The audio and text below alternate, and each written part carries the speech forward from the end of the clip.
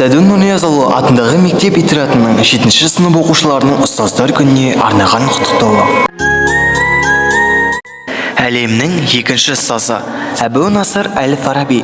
Ұстаз жаратылысынан өзіне айтылғанның бәрін жете түсінген, көрген, естіген және де аңғарған нәрселердің бәрін жадында сақтайтын, жақындарына да, жат адамдарына да әділ, жұртының бәхөзлік пен ізгілік көрсетіп, қорқыныш пен жасқану дегенді білмейтін батыл, ер жүрек болу керек деген екен.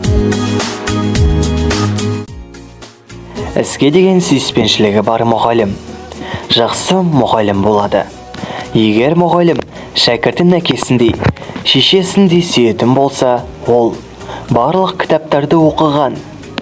Бірақ іске де шәкіртіне деген сүйіспеншілігі жоқ мұғалімнен тәуір болмақ.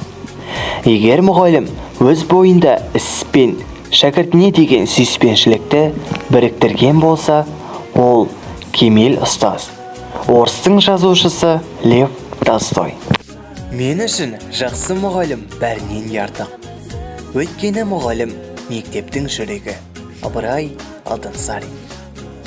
Жақсы ұстаздың шын мәңгілік пайдасы. Ұстаз деген шәкірттің де айнасы.